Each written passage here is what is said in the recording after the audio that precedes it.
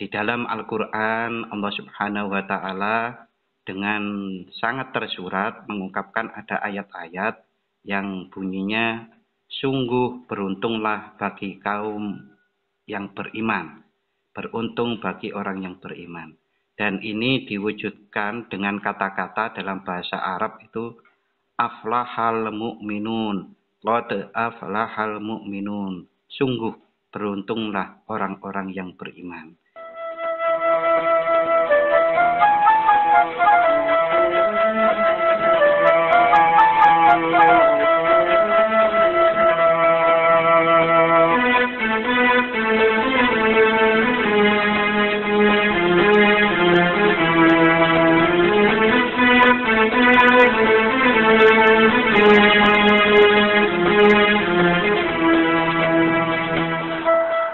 Satu dari Yogyakarta, 91,1 FM, Kanal Inspirasi. Assalamualaikum warahmatullahi wabarakatuh. Kembali kita bersua di Religi Pagi, edisi Ahad, 7 Agustus 2022, hingga jelang pukul 6 waktu Indonesia Barat.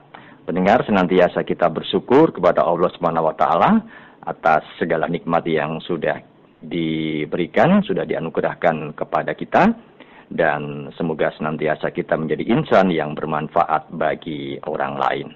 Dan alhamdulillah pagi hari ini kita akan membahas terkait dengan tema yaitu ayat-ayat keberuntungan bagi mukmin bersama narasumber beliau Ustadz Lukman SAG MTD, pengajar pada Fakultas Ilmu Agama Islam Universitas Islam Indonesia UII Yogyakarta. Kami sapa Ustadz yang sudah ada di ujung telepon.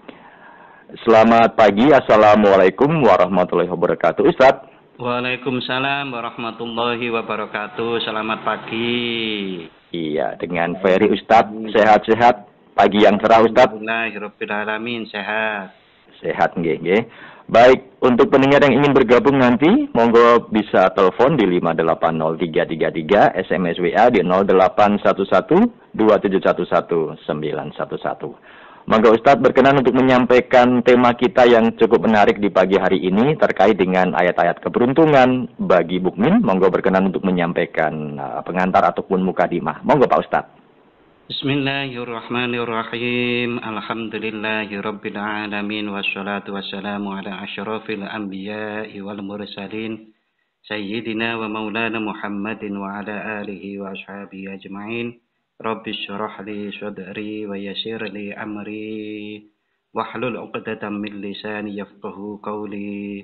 Rabbi zidni ilma warzuqni fahma, amin ya rabbal alamin. Kaum muslimin dan muslimat rahimakumullah, pada kesempatan pagi hari ini saya akan menyampaikan tentang ayat-ayat keberuntungan bagi para mukminin. Di dalam Al-Qur'an Allah Subhanahu wa Ta'ala dengan sangat tersurat mengungkapkan ada ayat-ayat yang bunyinya, sungguh beruntunglah bagi kaum yang beriman, beruntung bagi orang yang beriman. Dan ini diwujudkan dengan kata-kata dalam bahasa Arab itu aflahal mu'minun, qad aflahal mu'minun, sungguh beruntunglah orang-orang yang beriman. Dan ini tersebut di dalam Quran surat Al-Mu'minun ayat 1. Nah, nanti penjelasannya siapa saja orang-orang yang beruntung itu sampai ayat yang ke-11. A'udzubillahi minasyaitonir rajim. Bismillahirrahmanirrahim. Qad aflahal mu'minun alladzina hum fi sholatihim khashi'un walladzina hum 'anil lagwi mu'ridun walladzina hum lizzakati fa'ilun walladzina hum lifurujihim hafidun illa ala azwajihim aw ma malakat aymanuhum fa innahum ghairu malumin faman ibtagha wara'a dzalika faulaika humul 'adun walladzina hum li amanatihim wa ahdihim ra'un walladzina hum 'ala sholawatihim yuhafidun ulaika humul warisuna alladzina yarisuna al-firdaus alladzina yarisunal firdaus hum fiha khalidun. Sadaqallahul azim. Jamaah rahimakumullah. Allah Subhanahu wa taala berfirman yang artinya sungguh beruntunglah orang-orang yang beriman. Siapa itu orang-orang yang beruntung, orang beriman yang beruntung? Satu, yaitu orang-orang yang khusyuk dalam sholatnya. Dua, orang-orang yang menjauhkan diri dari perbuatan dan perkataan yang tiada gunanya. Tiga, orang-orang yang menunaikan zakat. Empat, orang-orang yang menjaga kemaluannya kecuali terhadap istri-istri mereka atau budak yang mereka miliki. Maka sesungguhnya mereka dalam hal ini tiada tercela. Barang siapa yang mencari di balik itu, di balik tidak menjaga kemaluannya terhadap istri dan budaknya, mereka itulah orang-orang yang melampaui batas. Yang kelima, orang-orang yang menjaga amanat-amanat yang dipikulnya dan janjinya. Dan yang keenam, orang-orang yang memelihara sholatnya. Di dalam surat Al-Mu'minun ayat 1-11 ini disebutkan ayat-ayat tentang orang mukminin yang beruntung itu mempunyai 6 karakter. 6 karakter sebagaimana disebut tadi. Nah, di ayat-ayat yang lain tersebut di dalam Quran surat Ali Imran ayat 104. Di sini Allah Subhanahu wa taala menggunakan redaksi wa ulaika humul muflihun. Merekalah orang-orang yang beruntung. Siapa itu? Yaitu di awal ayat. Walatakum minkum ummatun yad'una ilal khairi wa ya'muruna bil ma'rufi wa yanhauna 'anil munkar. Dan hendaklah ada di antara kamu segolongan umat yang menyeru kepada kebajikan, menyuruh kepada yang ma'ruf dan mencegah dari perbuatan yang mungkar. Jadi kalau kita hubungkan antara surat Al-Mu'minun dengan Ali Imran surat 104 ini, maka mereka-mereka yang sudah mampu mendidik dirinya sendiri dengan bersifat 6 tadi, lalu kemudian melakukan dakwah, yaitu menyeru kepada kebajikan, menyuruh kepada yang ma'ruf dan mencegah yang kemungkaran. Lalu kemudian ayat yang lain ada di dalam Quran surat Ali Imran ayat 200. Ya ayyuhalladzina amanu sabiru wa sabiru wa rabitu wattaqullaha la'allakum tuflihun. Yang artinya, hai orang-orang yang beriman, 1, bersabarlah kamu. 2, kuatkanlah kesabaranmu. Dan 3, tetaplah waspada, bersiap siaga. Yang keempat, bertakwalah kepada Allah supaya kamu beruntung. Jadi kalau di jumlah ini sudah ada 11 karakter orang-orang mukmin yang beruntung. Yang berikutnya terdapat di dalam surat Al-Jumu'ah. فَإِذَا قُضِيَتِ الصَّلَاةُ فَانْتَشِرُوا فِي الْأَرْضِ وَابْتَغُوا مِنْ فَضْلِ اللَّهِ وَاذْكُرُوا اللَّهَ كَثِيرًا لَعَلَّكُمْ تُفْلِحُونَ.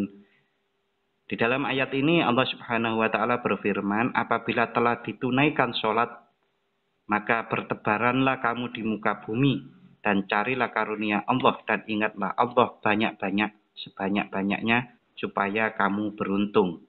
Nah, kalau ditambah ini ada 12 karakter orang mukmin yang beruntung. Yang ke-12 ini kita seusai sholat, kemanapun kita mencari rezeki, mencari fadilah dari Allah Subhanahu wa taala, hendaknya disertai dengan menyebut nama Allah yang banyak. menyebut nama Allah yang banyak atau zikir yang banyak. Bisa zikir apa saja. Subhanallah, alhamdulillah, la ilaha illallah, Allahu akbar, atau sholawat. Allahumma sholli ala sayyidina Muhammad, atau shollallahu ala Muhammad, shollallahu ala Muhammad. Yang banyak. Banyak itu lebih dari 3. Yang paling bagus adalah banyak dan khusyuk. Banyak dan khusyuk. Nah, ayat yang lain Allah Subhanahu wa taala berfirman di dalam surat Asy-Syams. Allah berfirman, "Qad aflaha man zakkaha." Sesungguhnya beruntunglah orang-orang yang mensucikan jiwa. Ini bermakna bahwasannya orang yang mensucikan jiwa dari keinginan-keinginan yang rendah dilihat dari sisi kemanusiaan, seperti marah-marah, benci, sombong, iri, dengki, dan seterusnya itu adalah kotoran jiwa. Dan beruntunglah orang-orang yang membersihkan jiwanya dari kotoran-kotoran tersebut. Di dalam ayat yang lain Allah Subhanahu wa taala berfirman, "Ya ayyuhalladzina amanu innamal khamru wal maisiru wal anshabu wal azlamu rijsum min 'amali syaitan. Fajtanibuhu la'allakum tuflihun." Hai orang-orang yang beriman, sesungguhnya meminum khamr, berjudi, berkorban untuk berhala, mengundi nasib dengan panah adalah termasuk perbuatan setan. Maka jauhilah perbuatan-perbuatan itu agar kamu mendapat keberuntungan. Ini di surat Al-Maidah. Kaum muslimin rahimakumullah. Kalau kita mencoba merasionalisasikan apa ayat-ayat Allah yang kemudian Allah berfirman di sini, kalau kalian berkarakter, bersifat itu melakukan hal-hal tadi adalah orang-orang yang beruntung, maka itu sangat tepat sekali dengan logika manusia. Yang pertama contohnya, sebagaimana disebut di surat Al-Maidah ini. Orang-orang yang beriman ya untuk meninggalkan khamr. Siapapun saya pikir kalau bersanding dengan orang minum khamr pasti nggak suka. Peminum khamrnya sendiri mungkin otaknya akan semakin rusak, badannya akan semakin rusak, maka dia akan merugikan dirinya sendiri. Nah, saat dia rugi terhadap tubuhnya, otaknya yang rusak itu, maka dia tidak beruntung. Bahkan karena minum khamr itu bisa jadi dia melakukan hal-hal yang di luar kesadarannya. Yang itu kemudian merugikan pergaulannya dengan keluarganya, dengan lingkungannya. Akhirnya dia menjadi rugi. Kemudian berikutnya adalah berkorban untuk berhala. Berkorban untuk berhala pasti tidak menguntungkan sama sekali. Contohnya, ya kita melakukan hal-hal yang muspro, yang tidak ada gunanya. Wong berhala itu tidak memberikan manfaat apapun. Lalu yang berikutnya mengundi nasib dengan anak panah, untung-untungan. Kita sangat diajarkan oleh pengetahuan modern, manajemen modern, apapun itu harus direncanakan, dievaluasi dengan teliti, lalu kemudian melakukan hasil-hasilnya itu dengan sungguh-sungguh agar kita juga beruntung. Nah, kalau itu semuanya dilakukan, kemudian disertai selalu berzikir kepada Allah, insya Allah, Allah itu akan welas, Allah itu akan memberikan berkah, barokah, manfaat pada orang-orang yang sungguh-sungguh untuk mengabdi kepada Allah, untuk melakukan perintah-perintahnya, tidak ada satupun di dunia ini yang terlepas dari kekuasaan Allah. Maka tidak ada satupun yang terlepas dari kekuasaan Allah. Maka hendaknya kita hidup di dunia ini adalah dengan turut perintah-perintah Allah, menjauhi larangan-larangan Allah agar kita beruntung. Ayat-ayat yang disebut tadi itu adalah kalau bisa disebut, itu disebut ayat-ayat keberuntungan bagi mukminin. Dan itu semua teringkas. Apa yang saya sebut sampai 12 karakter dari ayat-ayat yang saya sebut tadi, itu teringkas di dalam surat yang sangat terkenal, yaitu surat Al-Asr. A'udzu billahi minasyaitonir rajim. Bismillahirrahmanirrahim. Wal 'asri innal insana lafi khusrin illa alladzina amanu wa 'amilus solihati wa tawashaw bil haqqi wa tawashaw bis sabr. Allah Subhanahu wa taala berfirman yang artinya, demi masa sesungguhnya manusia itu dalam kerugian kecuali orang-orang yang beriman, beramal soleh, berwasiat dengan kebenaran, dan berwasiat dengan kesabaran. Manusia dalam kerugian, Allah sampai dalam bahasa Jawanya, sampai. Wal asyri, demi masa. Sungguh manusia itu dalam kerugian. Nah, kerugian ini kan lawannya kan keberuntungan. Sungguh manusia itu beruntung kalau dia itu beriman. Satu. Yang kedua, beramal soleh. Amal solehnya seperti disebutkan di ayat-ayat yang lain tadi. Lalu berwasiat dengan kebenaran. Berarti saling berdakwah dan saling mengingatkan tentang kebenaran. Ya, kalau kebenaran sekarang versi pemerintah, yaitu ada undang-undangnya, ada peraturannya. Ya, itu adalah kebenaran-kebenaran dari ulil amri. Kita harus juga melakukannya. Lalu berwasiat kepada kesabaran. Sabar ya, ini memang cobaan. Sabar ya, ini karena hukuman, karena ada kesalahan yang sudah kita lakukan. Nah, dengan hal seperti itu semuanya, maka manusia itu akan menjadi beruntung. Manusia itu akan tidak rugi dan juga akan mampu dikaruniai oleh Allah kehidupan yang baik.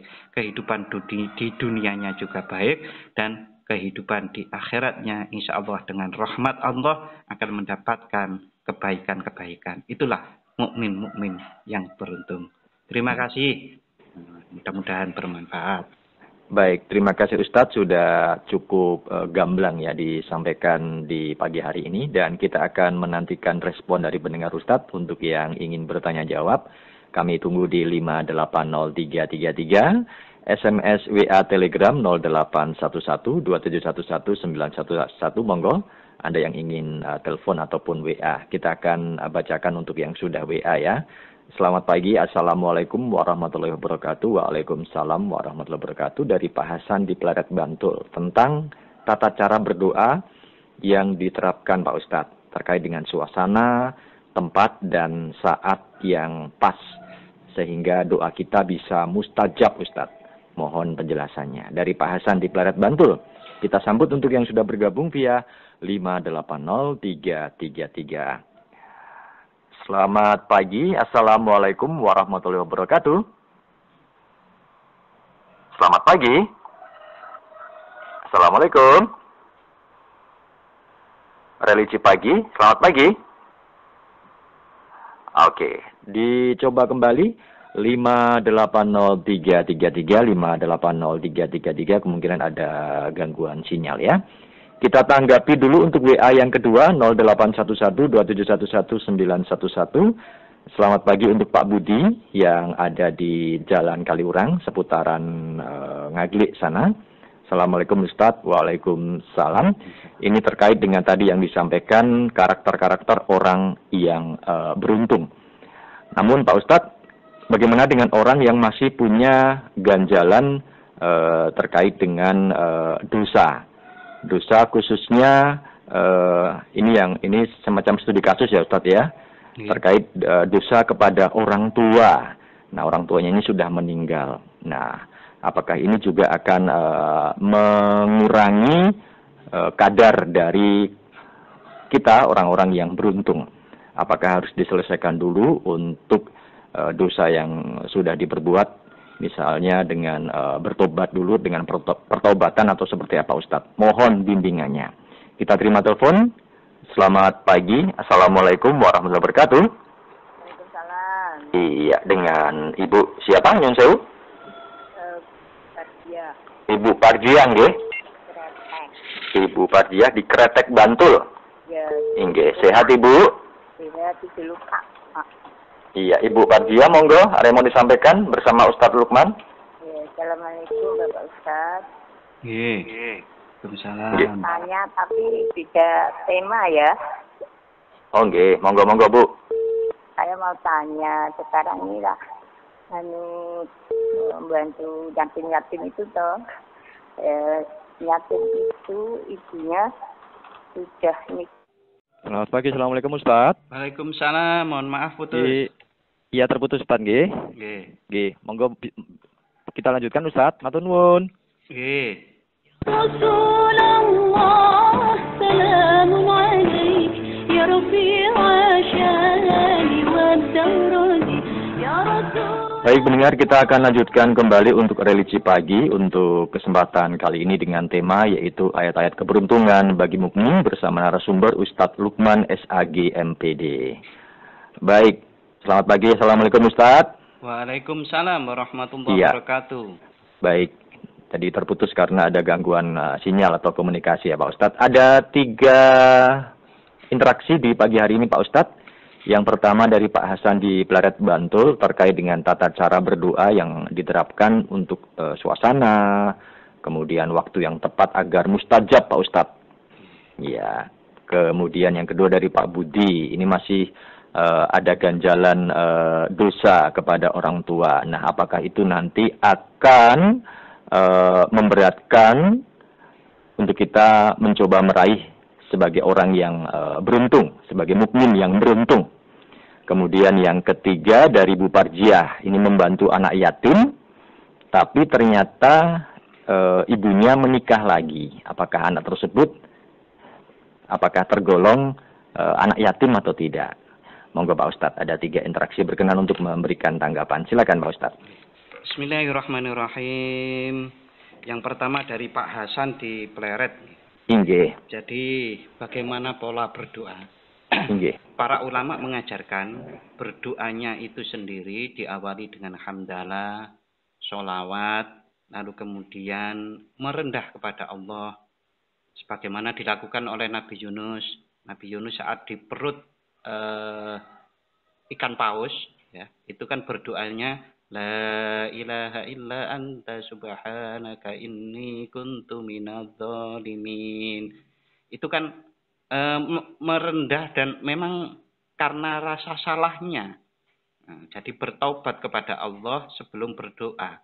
Nah, kalau ayat yang bisa digunakan pada waktu berdoa, yang pertama hamdalah, lalu kemudian sholawat, lalu pengakuan doa dan pengakuan lemah, pengakuan banyak dosa itu bisa diucap begini juga.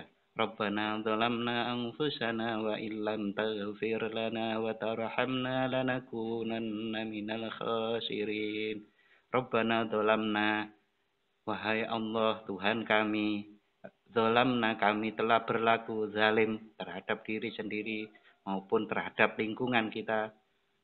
Zalamna anfusana wa illam taghfir lana, kalau engkau tidak mengampuni kami, wa tarhamna dan merahmati kami, lanakunanna minal khasirin, pasti kami dalam keadaan yang rugi, kan begitu.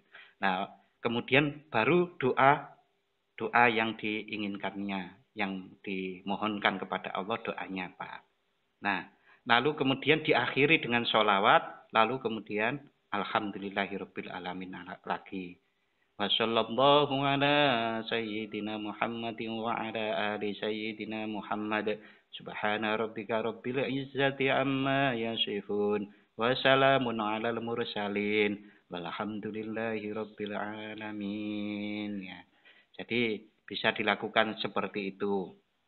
Nah, kemudian waktu berdoa Allah Subhanahu wa taala itu memberikan waktu yang mustajabah yang disabdakan oleh Rasulullah, diantaranya adalah sepertiga malam yang terakhir, ya sekitar jam 2, setengah 2 sampai subuh, kan begitu.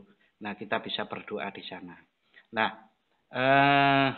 doa yang paling baik ya tiap malam doa itu.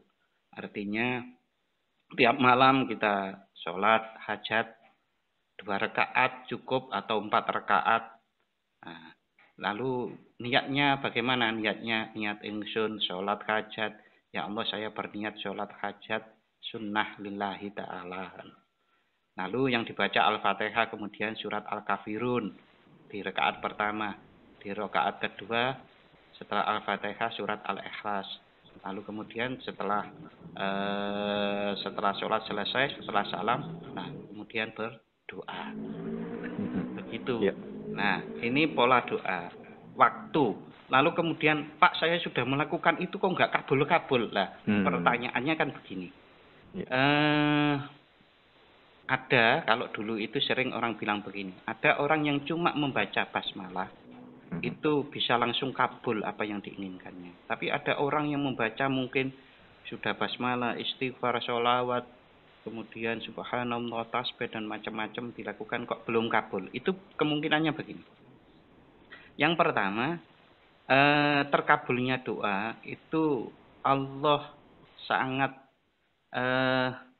terutama untuk orang-orang yang memang sudah khusyuk. Nah, firman Allah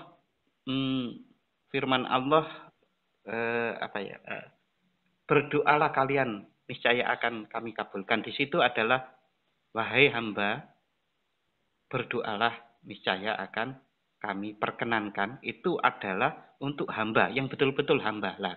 Betul-betul hamba itu siapa? Ya orang-orang yang khusyuk, yang betul-betul sudah mengabdi kepada Allah dengan sebaik-baiknya. Lah kadangkala kita itu merasa menjadi mukmin, merasa menjadi muslim, tapi mukmin dan muslim kita itu masih jauh dari kelas-kelas orang-orang yang tadi basmalah saja sudah mustajabah kan. Iya. Nah, itu yang untuk orang-orangnya saja. Yang kedua, kemungkinan yang lain adalah kita itu kan kalau sebagai mukmin yang benar, kita itu kan lebih mengutamakan akhirat daripada dunia kita. Itu pasti. Orang yang mukmin itu sudah lebih baik beruntung di akhirat nanti daripada rugi di akhirat. Daripada untung di dunia, rugi di akhirat, lebih baik untung di akhirat. Nah, Allah Subhanahu wa taala Maha tahu dengan seseorang, umpamanya kita doa untuk mendapatkan rezeki yang banyak. Tetapi Allah Maha tahu kalau dia dikasih rezeki yang banyak, dia nggak kuat. Yang tidak kuatnya itu kemudian bisa menjerumuskan dia rugi dalam akhirat nanti. Maka Allah memberi rezekinya itu pas. Nah, keinginan banyak berlebih itu kan juga bukan berlebih-lebihan yang akan membahayakan dia. Itu akan merugikan. Satu, yang kedua, keinginan berlebih-lebihan itu juga bukan keinginan orang mukmin yang sudah bagus. Orang mukmin yang sudah bagus itu keinginannya ya rezeki itu yang pas, yang cukup saja. Ya. Itu yang pertama dari Pak Hasan. Wallahu a'lam. Tapi pengalaman dan ayat-ayat hadis itu menjelaskan seperti itu. Ya. Yang baik, kedua, sebelum dilanjutkan ke Pak Budi ini ada pertanyaan menggelitik juga dari kami Pak Ustadz. Kalau kita berdoa tapi dalam sehari itu kita sudah berbuat kesalahan atau berbuat dosa kepada orang lain, apakah itu juga akan menggugurkan, misalnya kita menyampaikan permohonan, jadi tidak mustajab doa kita Pak Ustadz? Allah Subhanahu wa taala mustajabahnya doa ya kalau dibilang begini, itu tergantung ya tergantung dari Allah sendiri gitu. Ya. Allah sendiri. Nah, kalau kita kemudian merasa berdosa, lalu kemudian itu kita kaitkan dengan mustajabahnya doa, Ya. maka kita juga seakan-akan mohon maaf ya, mengecilkan pengampunan dan rahmat Ya. Allah. Nah, maka yang langkah dilakukan adalah seperti tadi. Kita berdoa itu ya bertobat dulu di antaranya dengan melakukan istighfar, lalu kemudian di doa sendiri kita melakukan pengakuan. Rabbana dzalamna anfusana wa illam taghfir lana wa tarhamna lanakunanna minal khasirin. Itu tadi. Kita sudah dosa apapun itu ya kita tetap harus berdoa dan kemudian kita mengakui kita bertobat, kita mohon ampun ya Allah. Nah, rahmat Allah, maha pengampunan Allah itu lebih besar dari kemurkaannya. Nah, itu yang kita pakai kalau dalam situasi ya kalau kita berdosa itu kan biasanya karena lalai, dhaif, lemah gitu. Enggak kuat kan begitu. Bukan menantang-nantang. Nah, kalau menantang-nantang ya lain lagi lah. Ya, itu. Itu jadi dosa-dosa jangan menjadikan satu ganjalan bagi kita untuk terus berdoa dan berharap atas rahmat dan pengampunan Allah. Berdoa, berharap atas rahmat, pengampunan Allah, kemudian berdoa apa yang kita mohonkan kepada Allah, berdoa dengan sungguh-sungguh. Kan itu. Itu yang kedua, yang ketiga dari Pak Budi. Pak Budi tadi terkait dengan beliau masih ada tanggungan dosa kepada orang tua. Apakah ini juga akan menghambat atau menggugurkan kita menjadi mukmin yang beruntung? Nah, ini terkait dengan pertaubatan Pak Ustadz seperti apa? Memang di dalam ayat-ayat, di dalam hadis, dosa kepada orang tua itu disebutkan sebagai dosa yang sangat besar. Durhaka kepada orang tua itu dosa yang besar, dan Allah Subhanahu wa taala memberikan begini. Ada rizki yang kita sulit mencapainya gara-gara karena dosa atau durhaka kepada orang tua. Nah, ada keadaan-keadaan di mana orang itu sulit karena itu. Nah, tetapi jalannya tentu ada jalan keluarnya. Jalan keluarnya adalah pertobatan tadi, mengakui kesalahan. Pak, orang tuanya kan sudah meninggal. Ya, orang tuanya sudah meninggal, tapi tobat insya Allah akan diterima oleh Allah. Lalu kemudian kesalahan kepada orang tua yang sudah meninggal, kita ganti dengan doa-doa. Dengan sungguh-sungguh kita berdoa mohon ampun kepada Allah, mendoakan atas untuk Allah mengampuni dosa-dosa orang tua. Itu dilakukan dengan sungguh-sungguh dan kalau perlu rutin gitu ya, ke makam, ziarah kubur ke makam orang tua, kita mendoakan orang tua kita. Nah, kalau itu dilakukan insya Allah akan bisa menjadi kafaroh istilahnya. Kafaroh itu kifarat, tebusan atas kedurhakaan kita kepada orang tua kita. Lalu kemudian ya kita kalau memang sudah menjadi luas keadaan kita bersedekah atas nama orang tua kita. Kita kalau orang Jawa itu kendurenan, sedekah atas nama orang tua. Kalau perlu kita punya yang banyak ya punya. Pernah dilakukan oleh seorang sahabat itu sampai mensedekahkan. Kalau bahasa sekarang mungkin itu mewakafkan kebun. Kebun lah, kita mewakafkan tanah kita atas nama orang tua kita dan seterusnya seperti itu. Artinya jangan berputus asa terhadap rahmat Allah, atas pengampunan Allah apapun dosa kita itu. Senyampang kita belum mati, ya, belum sakaratul maut, insya Allah tobat-tobat kita itu akan diterima oleh Allah. Allah Maha Pengampun. Allah wallahu ghafurur rahim. Ya. Tidak usah di antara rupa godaan setan itu adalah kita diingatkan sesuatu masa lalu kita yang membuat kita merasa berputus asa terhadap rahmat Allah Subhanahu wa taala. Itu gangguan setan. Jadi setan itu salah satu cara menggoda manusia itu diingatkan dengan dosa-dosa kita, lalu kita itu pesimis, merasa putus asa, dan ini harus dihilangkan. Banyak orang yang mencoba maju ke depan, untuk berbuat baik, untuk maju, untuk lebih taat kepada Allah saat ingat masa lalunya, wah saya itu orang yang berdosa dan macam-macam ya. Itu sangat jelas contohnya sahabat Umar radhiyallahu an, sahabat utama, salah satu sahabat utama Rasulullah Shallallahu Alaihi Wasallam itu pun dalam masa sebelum menjadi Muslim, beliau itu pernah mengubur anak hidup-hidup, anak perempuan hidup-hidup. Itu dosanya bagaimana kalau kita bayangkan? Nah, itu diampuni semuanya oleh Allah dan bahkan menjadi sahabat utama Rasulullah, menjadi khalifah. Sampai sekarang namanya diingat karena kehendak Allah orang untuk mengingat nama sahabat Umar agar kita mampu meneladani kebaikan-kebahagiaan beliau, juga kisah-kisah tentang betapa beliau juga pernah dosa dan diampuni oleh Allah itu. Ya. Baik. Demikian Pak Budi di Jalan Kaliurang, terima kasih untuk peran sertanya. Kemudian Ibu Parjiah di Kretek Bantul, beliau membantu anak yatim. Nah, ternyata ibu dari anak ini sudah menikah lagi. Apakah anak tersebut masih tergolong anak yatim, Pak Ustadz? Ya. Jadi anak yatim itu ya karena hubungan biologis, ada bapaknya yang meninggal atau ibunya yang meninggal. Di dalam bahasa Indonesia yatim itu yang ditinggal bapaknya, ibunya masih ada. Kalau yatim piatu itu bapak dan ibunya sudah tidak ada. Ingat saya di bahasa Indonesia seperti itu. Karena dulu saya skripsi saya juga tentang anak yatim itu. Nah, anak yatim yang dibantu itu kan anak yatim yang kekurangan. Kalau anak yatim yang sudah tidak kekurangan itu kan tidak wajib dibantu.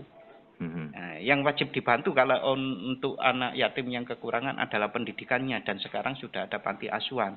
Walaupun apakah harus di panti asuhan, tentu tidak. Kita bisa bahasanya yang lain itu yang mengangkat menjadi anak angkat, mengadopsinya dan yang lain-lain itu, sehingga pendidikannya lebih baik, sehingga dia bisa tetap ada kasih sayang dari orang-orang dewasa bagaikan ayah dan ibunya mereka sendiri. Tetapi kalau dia kaya, ya kita simpankan dulu kekayaannya, umpamanya warisannya banyak. Jangan-jangan dulu bapaknya meninggalkan warisan SPBU yang masih jalan terus, perusahaan jalan terus, ya kita mengelola perusahaan-perusahaan itu dengan baik, lalu kemudian nanti kalau dia sudah dewasa, itu kita kasihkan, dan kita juga harus bertanggung jawab, amanah, tidak boleh memakan dengan semena-mena apa dari hasil kekayaan anak yatim itu. Nah, jadi kalau insya Allah, kalau memang ya harus diteliti ya, kalau memang anak yatim itu kekurangan ya kita bantu. Kalau memang dia kekurangan kasih sayang ya kita adopsi, kita angkat menjadi anak angkat, atau kita arahkan ke panti asuhan. Kan begitu. Baik.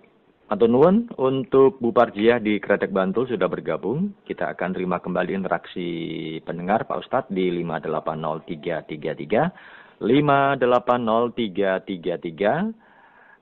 Selamat pagi, Assalamualaikum warahmatullahi wabarakatuh. Waalaikumsalam warahmatullahi wabarakatuh. Iya, dengan Bapak siapa di mana? Pak Adi di Berbah. Pak Adi Di Berbah. Ya. di Berbah Sleman. Pak Adi di Berbah Sleman. Monggo Pak. Assalamualaikum warahmatullahi wabarakatuh, Pak Ustaz. Waalaikumsalam Saya pernah membaca di dalam surat Al-Isra, tapi ayatnya saya lupa, Ustaz. Yang lebih kurang bunyinya Allah berkata kepada iblis bahwa serahkanlah semua pasukanmu, baik yang naik kuda ataupun berlari, untuk menggoda manusia, Ustaz. Bersekutulah engkau dengan harta dan anak-anak, dan berilah janji manis. Nah, itu lebih kurangnya bagaimana penjelasan dari ayat tersebut, Ustaz? Mohon penjelasan. Assalamualaikum warahmatullahi wabarakatuh. Waalaikumsalam warahmatullahi wabarakatuh. Terima kasih Pak Adi di Berbah Sleman. Satu lagi telepon ya, kita akan tanggapi 5803333. Selamat pagi, Assalamualaikum warahmatullahi wabarakatuh. Selamat pagi, Assalamualaikum.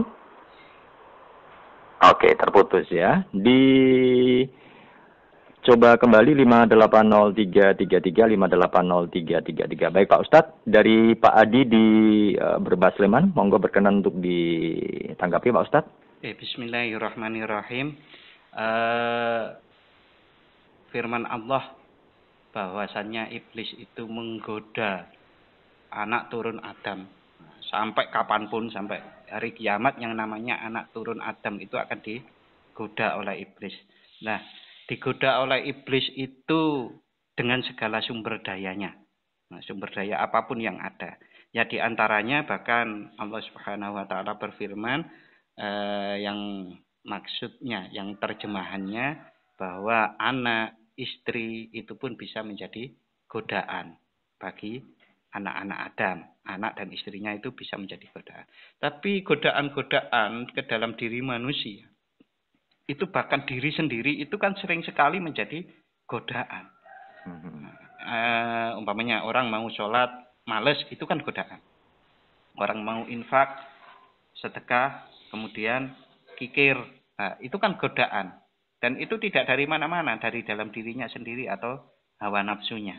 Nah, segala sesuatu, bahkan ilmu yang diperoleh oleh seseorang yang ada dalam diri seseorang itu bisa mengantarkan seseorang kepada kedurhakaan kepada Allah. Nah, bukankah kita mengenal bahwa iblis itu adalah seorang panglima perang dari malaikat yang menghancurkan makhluk terdahulu sebelum manusia diciptakan. Nah, karena dia itu berprestasi menghancurkan makhluk terdahulu, dia menjadi sombong. Sehingga saat diciptakan makhluk yang namanya manusia, Nabi Adam, dia menjadi khalifah di muka bumi, direncanakan oleh Allah, dibilang begitu, iblis menolaknya. Karena kalau diterjemahkan secara tersirat kan, mengapa kok tidak saya saja yang menjadi khalifah di muka bumi kan? Iblis maunya seperti itu, karena yang membersihkan muka bumi dari kaum yang merusak sebelum Nabi Adam itu, yang menghancurkan, yang memimpin, memerangi itu adalah iblis itu. Nah, ilmu pun bisa menjadi godaan kepada orang yang diantaranya menjadi sombong, menjadi tidak bisa menerima pendapat orang lain, dan seterusnya seperti itu. Ilmu sudah mulia, tapi itu juga bisa menjadi penghalang seseorang untuk meraih ridho Allah Subhanahu wa taala. Nah, ya banyak, apapun bisa menjadi godaan bagi diri kita. Apa itu yang secara sederhana yang menjadi godaan bagi kita, yang menghambat kita sebagai orang mukmin yang baik, itu adalah sesuatu yang mengganggu hati kita saat kita melakukannya, mengganggu hati nurani kita. Nah, itu biasanya adalah sesuatu yang dosa. Umpamanya kita melakukan kebaikan itu puasa umpamanya. Lalu puasa itu di tengah-tengah puasa ada, wah, saya kok pas puasa ini kok masih mendengarkan atau menonton tontonan yang kurang bagus ya, nah, umpamanya begitu. Nah, itu kan mengganggu hati. Jadi hati kita itu sebetulnya sudah memperingatkan diri kita bahwa itu kurang benar loh. Nah, ini adalah godaan-godaan kan begitu. Nah, itu yang halus itu memang disaring dengan hati nurani, walaupun kelihatannya baik. Bahkan kita juga sangat terkenal orang sholat, wailul lil musallin alladzina hum an sholatihim sahun. Sholatnya dalam keadaan lupa. Bukankah kalau kita mencoba meneliti diri sendiri pun, gitu, sholat kita itu kan kadang banyak tidak khusyuknya, umpamanya masih kurang khusyuk. Nah, itu kan kita tahu dalam diri kita, sehingga di tengah kebaikan-kebaikan itu pun kita ada godaannya. Oleh karenanya Allah Subhanahu wa taala berfirman bahwasannya orang-orang yang tidak bisa digoda atau Allah menyelamatkan orang-orang dari godaan iblis yang sedemikian dahsyatnya, sedemikian banyaknya, ragam macam bentuknya, itu adalah orang yang ikhlas. Orang yang ikhlas itu adalah yang memotif segala perbuatannya itu adalah lillahi ta'ala. Clear lillahi ta'ala. Dia memerankan sebagai seseorang yang diciptakan oleh Allah memang betul-betul untuk menyembah Allah. Hanya menyembah Allah. Nah, bentuknya bagaimana? Ya dia bekerja itu adalah lillahi ta'ala. Dia mencari rezeki lillahi ta'ala. Dia melakukan pekerjaan dengan sungguh-sungguh di kantor. di tempat kerjanya itu adalah lillahi ta'ala, bukan karena dia ingin mencari muka, bukan dia ingin menjilat, tetapi dia betul-betul karena itu adalah dia sebagai hamba Allah yang selalu diawasi oleh Allah, yang tidak satu detik pun atau 1000 per 1 detik pun Allah lewat dengan dari pengawasan terhadap kita. Allah yang maha tahu itu, sehingga dia betul-betul berusaha untuk seterusnya dalam ketaatan. Ya, baik. Kalau dalam masyarakat kita boleh dibilang kita menjadi orang yang semeleh gitu ya Pak Ustadz ya. Hasil akhirnya, bukan hasil akhir ya. Hasil akhir yang saya ketahui, orang itu dinamakan sebagai orang yang bahasa saya sendiri ya, yang tawakal tauhidiyah. Tawakal tauhidiyah ya mirip dengan orang sumeleh itu, tetapi sumeleh di dalam kesesuaian kehendak kehendak Allah, kehendak Tuhan. Gitu. Ya. Baik Ustadz, tanpa terasa kita sudah sampai di penghujung kebersamaan. Monggo berkenan untuk menyampaikan kesimpulan di pertemuan kita pagi hari ini. Monggo 2 menit Pak Ustadz. Bismillahirrahmanirrahim. Ayat-ayat keberuntungan bagi orang mukmin. Sesungguhnya kalau kita ingin meluas, ya ayat-ayat Allah yang ada di dalam Al-Quran itu semuanya adalah ayat-ayat keberuntungan bagi orang mukmin. Karena Al-Quran itulah pedoman hidup kita.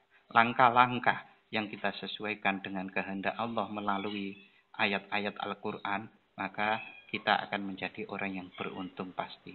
Nah, tetapi di dalam Al-Quran juga menyebutkan secara tersurat orang-orang yang beruntung, para mukminin yang beruntung itu diantaranya di Quran surat Al-Mu'minun ayat 1 sampai 11, nanti bisa dicek ya. Surat Wal Asri, lalu kemudian As-Samс, Qad aflaha man zakaha, lalu surat Al-Maidah tentang larangan minuman keras, berjudi, lalu mengundi nasib.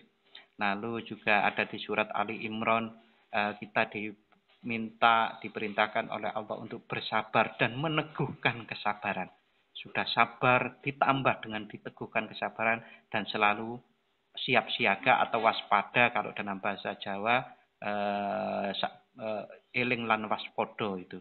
Lalu di dalam surat Al-Jumu'ah, berzikirlah yang banyak, ingat kepada Allah yang banyak gitu.